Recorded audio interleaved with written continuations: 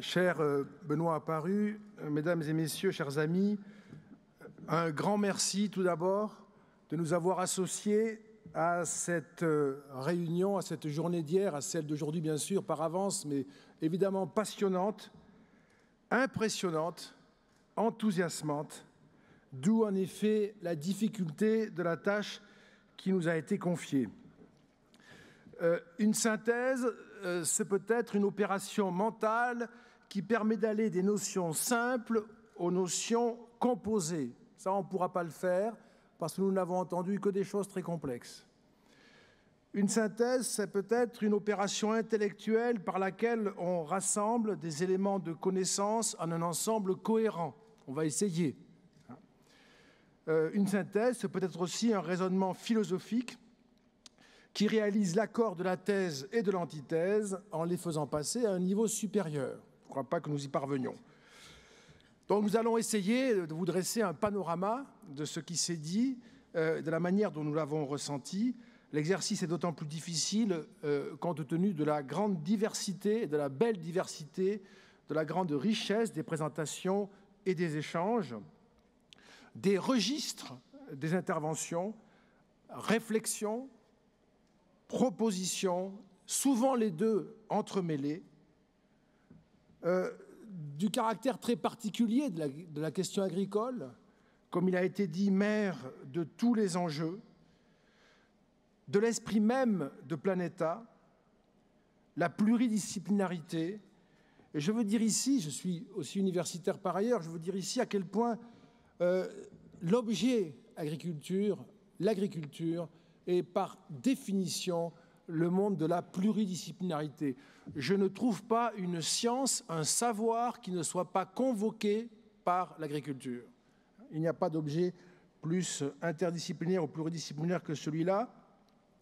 La rencontre des expériences, des savoirs, des continents, des femmes et des hommes qui vivent de la terre et qui nourrissent l'humanité. Et pour toutes ces raisons, Planeta représente un enjeu et un lieu particulièrement accueillant, particulièrement généreux, auquel des fondations politiques sont évidemment très heureuses d'être associées, celle dont j'ai la charge, la Fondation pour l'innovation politique, et celle dont Gilles Finkelstein a la charge, la Fondation Jean Jaurès.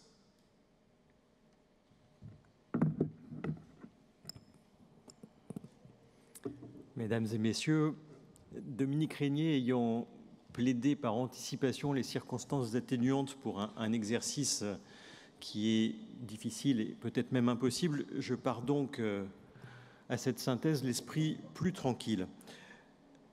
Au point de départ, peut-être ce que l'on peut appeler l'alerte d'Édouard Philippe. Effondrement. Effondrement, a-t-il dit en citant Jared Diamond.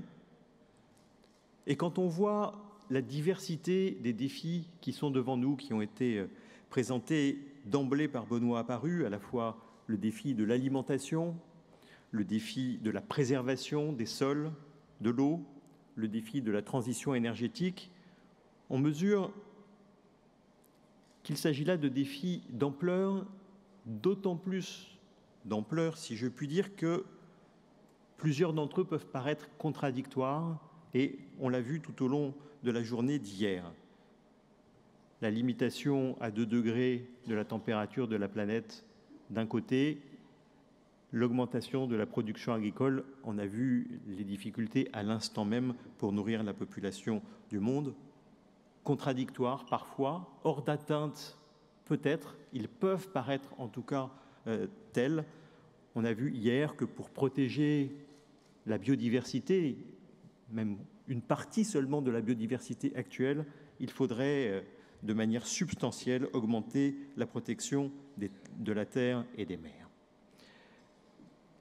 Voilà donc l'alerte d'Édouard Philippe.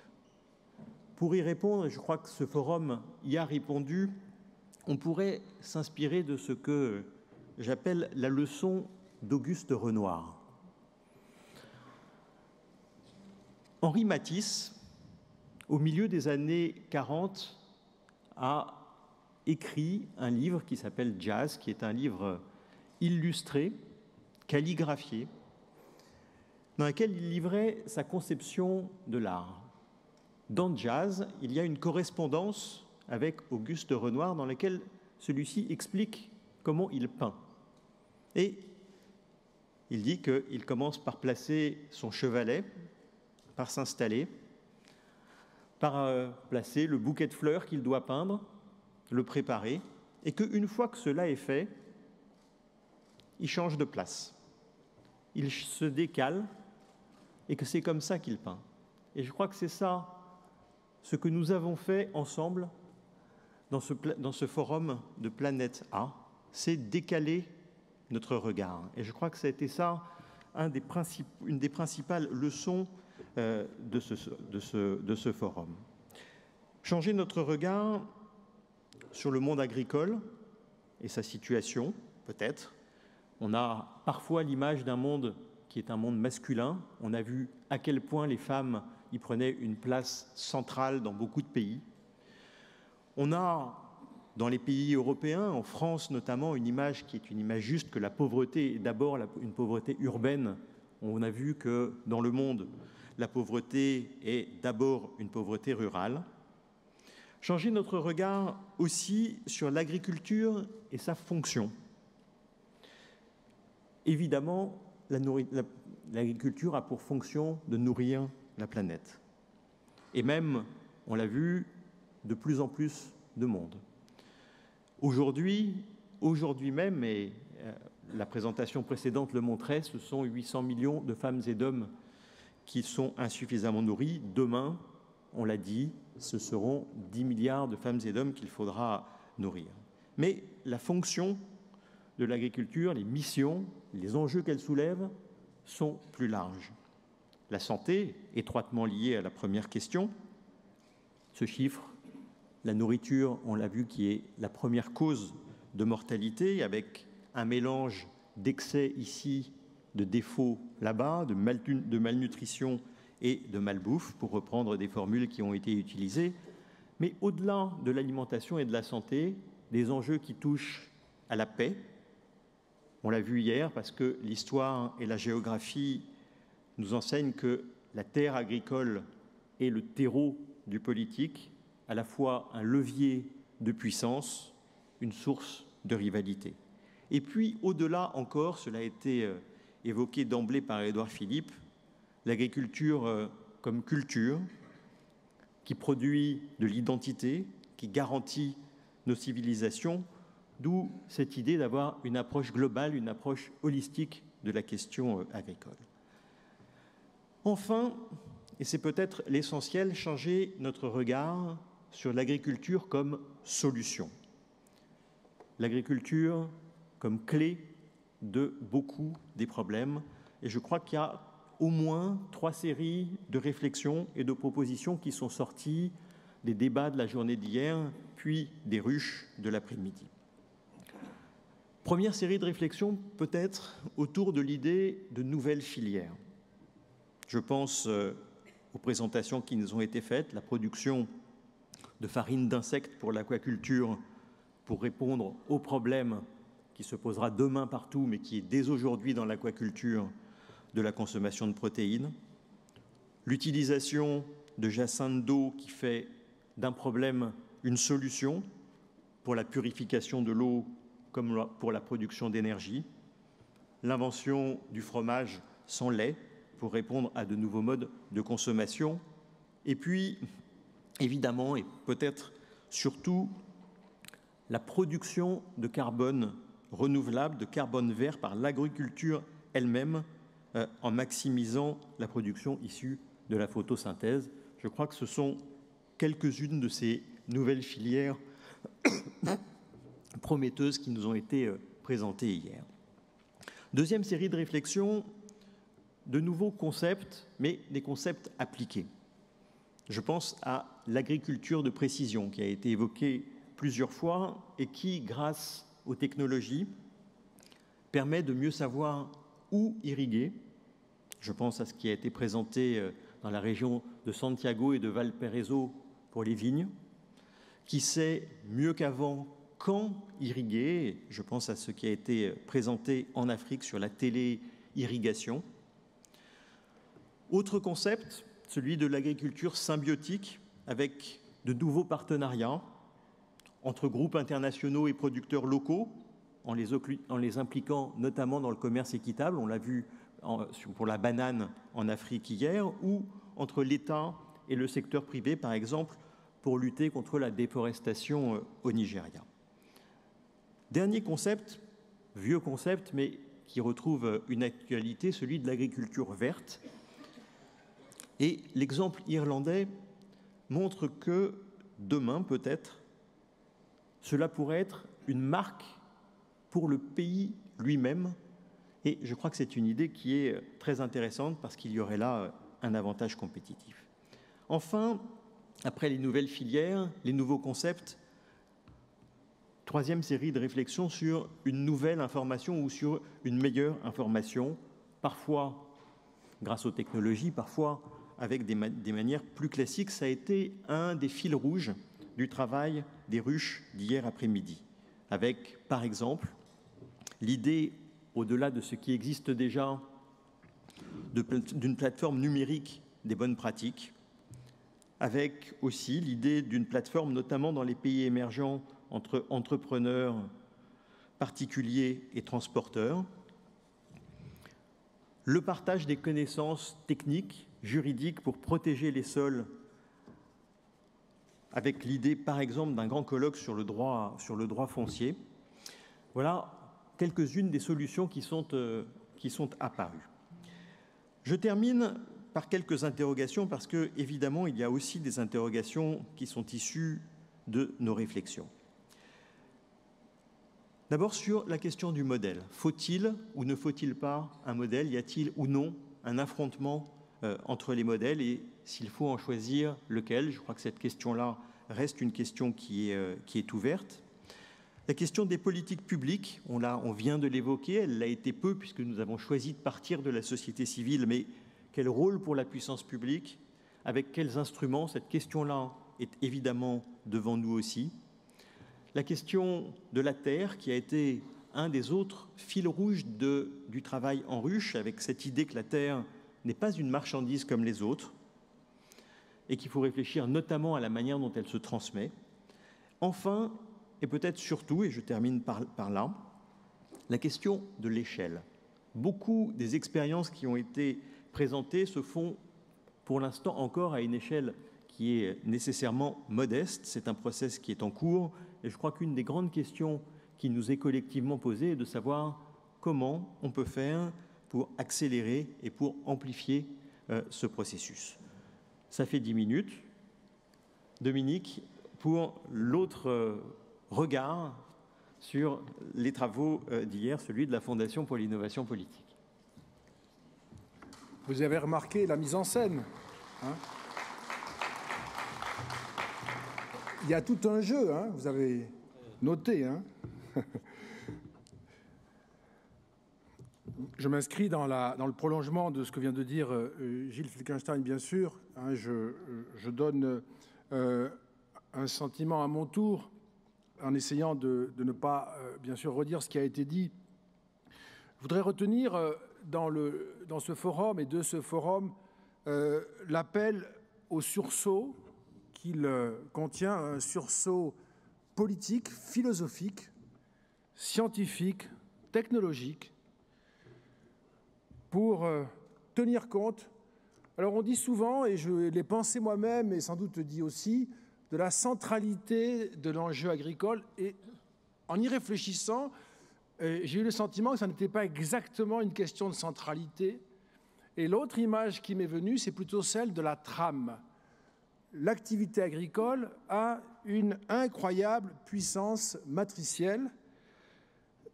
L'agriculture est cette action par laquelle les femmes et les hommes trament le monde, déterminent le rapport entre l'homme, la femme et la nature, conditionne les rapports entre nous tous, donne à la politique sa raison d'être. C'est véritablement une activité singulière.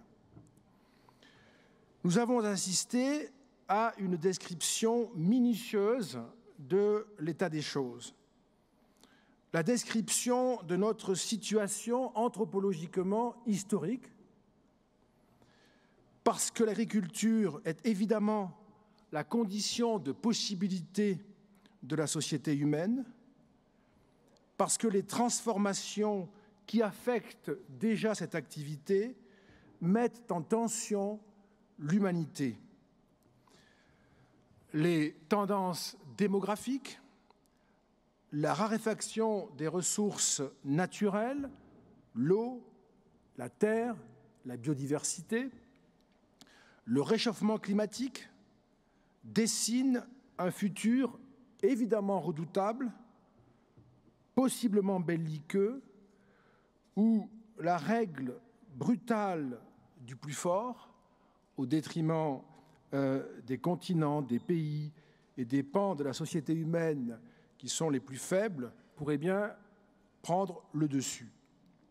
Où les sociétés en échec face à l'enjeu agricole et alimentaire seraient inexorablement minées par l'instabilité politique, les manipulations idéologiques et religieuses de jeunes générations désorientées, et évidemment, cela a été mentionné à plusieurs reprises, le risque terroriste, tout particulièrement dans le contexte actuel. Ce qui fait que l'on peut croire à un forum comme celui-ci, me semble-t-il, c'est qu'il est porté par une double détermination dont on ne peut pas douter qu'elle produira des conséquences qui seront d'autant plus négatives que nous ne nous en occuperons pas. La première détermination, c'est la détermination démographique. Nous serons de plus en plus nombreux. La seconde détermination, c'est la détermination climatique, le réchauffement climatique, qui accroît la pression sur les ressources naturelles. Et donc, il suffit de poser ces deux tendances pour voir apparaître un enjeu absolument majeur pour l'ensemble de l'humanité, l'ensemble de la planète. Il faut, et c'était l'esprit de ce forum, m'a-t-il semblé, penser, mais penser pour agir, partir des expériences, aller vers l'expérimentation, faire ce chemin dans un sens puis dans l'autre, réfléchir, échanger, chercher, à l'échelle de la science, à l'échelle de la politique, à l'échelle de l'agriculture, c'est-à-dire à l'échelle du monde. Les ateliers qui ont eu lieu, les ruches, ont donné à voir, à la suite des interventions qui se sont succédées, la grande variété des réponses possibles. C'est une image de la variété, ça ne l'épuise pas, évidemment, d'où la nécessité de continuer, de répéter ce forum en particulier. J'ai retenu moi aussi l'enjeu de la captation du carbone par l'agriculture, qui a l'extraordinaire capacité d'agir sur le niveau de revenus des agriculteurs, de contribuer à préserver les sols, de contribuer activement à décarboner le monde et de réduire la dépendance aux hydrocarbures. Donc une idée qui apparaît comme extraordinairement structurante et dont il faut évidemment poursuivre la formalisation puis l'opérationnalisation. La question des revenus a été abordée aussi dans les ruches et les ateliers, évidemment le revenu des agriculteurs, et malgré les grandes différences qu'il y a entre les formes d'agriculture, les territoires et aussi les revenus, l'intervention précédente rappelait à quel point les agriculteurs qui œuvrent sur de grandes surfaces sont une petite minorité, on vient de l'entendre, eh bien la question des revenus a été abordée avec une série d'idées toutes aussi intéressantes, l'une que l'autre.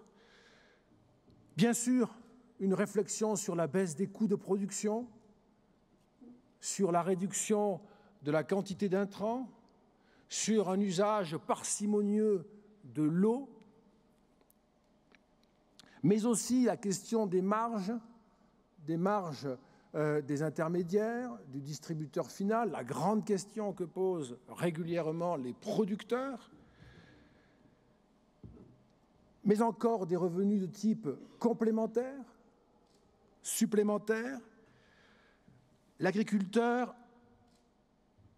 prenant en charge une sorte de mission d'intérêt général qui est l'entretien des paysages, la préservation de la biodiversité, une sorte de veille environnementale qui pourrait, penser le groupe qui a travaillé sur ce sujet, à juste titre, fournir la justification d'un revenu complémentaire que l'on peut imaginer versé par une collectivité locale, une collectivité générale supérieure de type régional, un État, pourquoi pas, une instance supranationale comme l'Union européenne, pourquoi pas, voire au-dessus, y compris des entreprises privées qui peuvent avoir un intérêt réel à ce qu'un paysage soit entretenu. La question de la sécurité alimentaire a évidemment été posée. Elle a débouché sur des propositions, des idées combinant de façon extraordinairement ingénieuse, nous en sommes tous témoins, l'eau, l'énergie dans un usage du digital qui permet la formation des agricultrices, des femmes, dont il a été dit déjà par Gilles à quel point cet enjeu était présent, essentiel, et il était de cette manière au cœur de ce forum, mais aussi l'attractivité pour les nouvelles générations grâce à leur aisance native dans le digital, à quoi on ajoutera évidemment les effets bénéfiques sur le développement durable. Des réflexions encore sur le gaspillage alimentaire et les pertes alimentaires. Un mot sur les pertes alimentaires où il y a eu une réflexion qui a été menée, très intéressante, et là aussi, qu'il faut poursuivre, formaliser, une réflexion sur l'amélioration dans les pays plus fragiles, moins bien équipés, l'amélioration des lieux de stockage des récoltes, des produits récoltés, pour éviter ce qui se passe, hélas, comme vous le savez, leur destruction partielle par une pluie dont ils ne seraient pas protégés, par des conditions climatiques, un mauvais état du stockage qui fait que la production ayant été réalisée, cependant elle n'est pas commercialisée, c'est évidemment à la fois un gaspillage et une perte économique. Et on peut répondre à ce type de dysfonctionnement. Et puis enfin, moi je voudrais à mon tour, Gilles l'a dit, mais je voudrais à mon tour reprendre la question du foncier, question majeure, et que je tiens à reprendre ici comme directeur général d'une fondation qui se qualifie de libérale.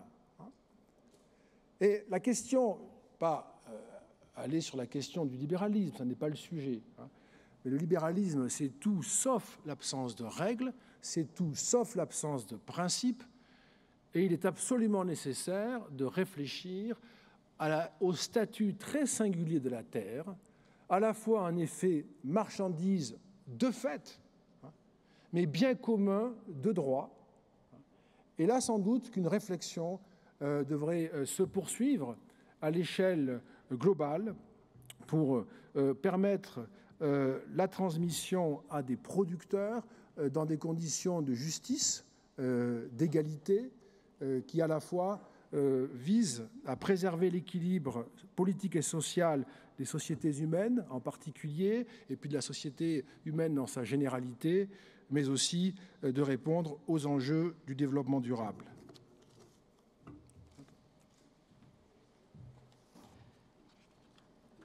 Le ballet entre Dominique et moi se poursuit et se termine avec un mot de conclusion, puisque Dominique a fait l'introduction. Je repars de l'alerte d'Édouard Philippe, l'effondrement, le risque de l'effondrement, la démarche qui a été la nôtre, la leçon de Renoir, ce pas de côté, changer le regard. Il y a une autre manière de répondre à l'alerte d'Édouard Philippe, c'est, et je vais terminer par là, la parabole d'Al Gore que beaucoup d'entre vous connaissent. Tout le monde participe à la décision, a dit en conclusion Édouard Philippe, et la parabole d'Al Gore en est une illustration. C'est l'histoire d'un vieil homme réputé pour sa sagesse qui croise un jeune homme très malin qui se dit qu'il va le piéger. Et pour le piéger, il attrape un petit oiseau qu'il tient entre ses mains fermées. Il va voir le vieil homme et lui dit « Est-ce que l'oiseau est mort ou vivant ?» Le vieil homme réfléchit un instant et il voit le piège. S'il dit que l'oiseau est mort, le jeune homme ouvre les mains et le libère. S'il dit que l'oiseau est vivant, il les serre et le tue. Alors, il réfléchit et la conclusion vaut pour nous. Et il lui dit, la réponse est entre tes mains. Je crois que la réponse, là aussi, elle est entre nos mains, entre vos mains, entre les mains, pour une petite partie du forum de Planeta, qui, nous l'espérons, est appelé à se poursuivre et à se prolonger. Merci beaucoup.